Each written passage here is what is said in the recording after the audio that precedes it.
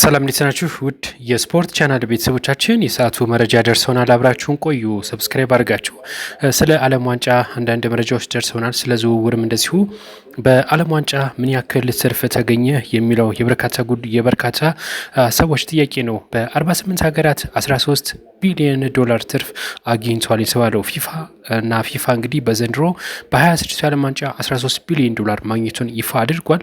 ለ2030 ፊፋ ቅድመ ዝግጅት እያደረገ መሆኑን አሳውቋል። 64 ሀገራቶች እንደዚሁ እንደሚፋለሙ አሳውቋል። ለዚህም እንግዲህ 6 ቢሊዮን ዶላር እንደዚሁ በጀት መበጀቱን የተነገረው ምክንያቱም 13 ቢሊዮን ዶላር አግኝቷል። ስለዚህ ግማሹን ወደዛ አዙሮታል የተባለው እንግዲህ ፊፋ በቀጣይ በ2030 64 እንዲሆኑ ማድረጉ ብዙዎችን እያነጋገረ የሚገኘው ፊፋ በኳታር የዓለም ዋንጫ ያገኘው 7.5 ቢሊዮን ነበረ። አሁን እንግዲህ ከፍተኛውን አግኝቷል ማለት ነው።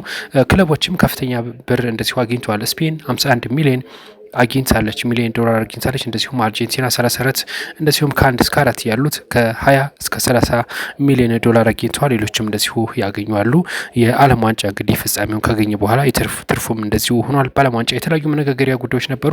ዋናው የፍጻሜው የ27 ደቂቃ የእረፍት ሰዓት ብዙዎችን የአዲስ ክስተት ነበረባቸው። እንደዚሁም ደግሞ በሶስት ሀገር መዘጋጀቱም ሌላ አዲስ ክስተት ነበር።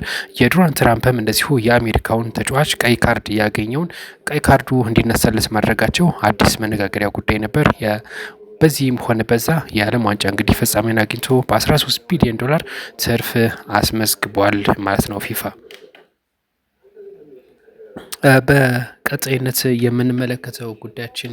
በቀጣይነት የምንመለከተው ቼልሲ የፈረንሳዩን ተከላካይ ማክሰንስ ላክሮዋ የዝውውር ለማጠናቀቅ መቃረቡ ታውቋል። ቼልሲ የፈረንሳዩን ተከላካይ ማክሰንስ ላክሮዋ ዝውውሩን ለማጠናቀቅ መቃረቡን አሳውቋል። የምዕራብ ለንደኑ ክለብ በያዝነው የክረምት የዝውውር መስኮት የነቃ ተሳትፎ እያደረገ የሚገኘው የፕሪሚየር ሊጉ ክለብ መሆኑ ታውቋል።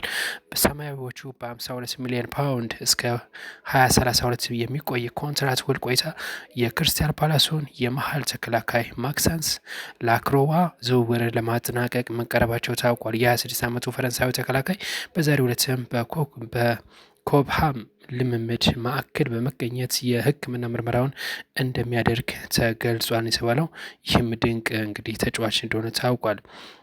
ሌላኛው እንግዲህ ፓትሪክ ቬራ አዲሱ የሴኔጋል ብሔራዊ ቡድን አሰልጣኝ ለመሆን መቃረቡ ታውቋል። የቀድሞው የአርሰናል የፈረንሳይ ብሔራዊ ቡድን ተጫዋች የቱራንጋ አንበሶችን ኃላፊነት ለመረከብ ተቃርቧል። የ25 የአፍሪካ ዋንጫ አሸናፊ እንደዚሁም የ26 የዓለም እግር ኳስ ዋንጫ በጥሎ ማለፍ 32ን የተቀላቀለችው ሴኔጋል በመጨረሻም በቤልጅየም 3-2 በመሸነፏ ተከትሎ ከአሰልጣኝ ፖፕ ቲያው ጋር መለያየቷ ይታወቃል።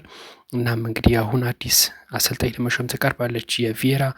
እንግዲህ ቪያራ ከዚህ ቀደም በክለብ ደረጃ የኒውዮርክ ሲቲ፣ ኒሳ፣ ክሪስታል ፓላስ፣ ስታርስበርግ እና ጆአ የመሳሰሉ ክለቦችን ማሰልጠናቸው ይታወሳል።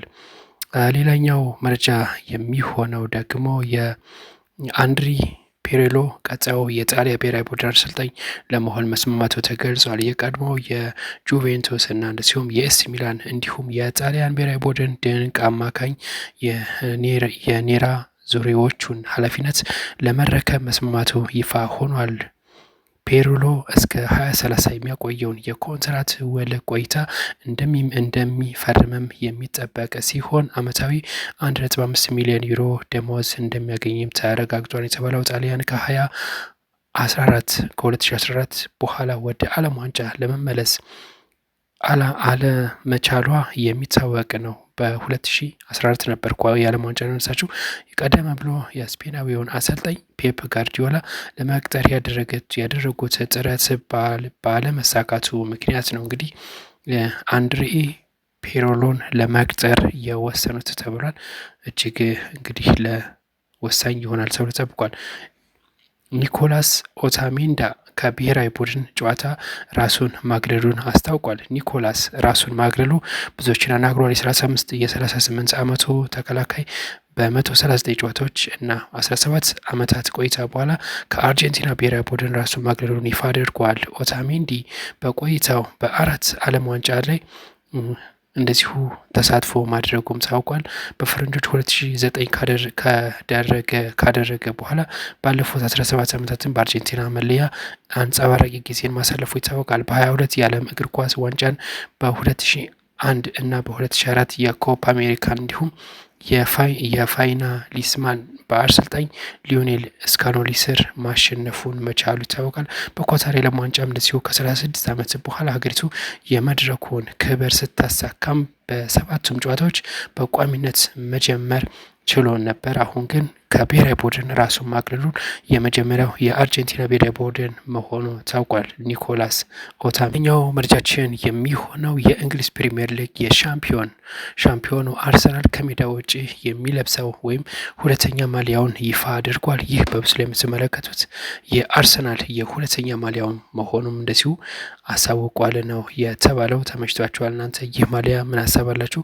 ሀሳብ አስተያየት ካለ አስቀምጡልን። እንደዚሁ እንግዲህ በሌሎች መረጃ የምንመለስ ነው የሚሆነው። የአሁኑ መረጃችን ስፖርታዊ መረጃችን እነዚህን ይመስሉ ነበር። በቀጣይ እንመለሳለን። ሰብስክራይብ እያደረጋችሁ አብራችሁን ቆዩ። መልካም ቆይታ ይሁንላችሁ።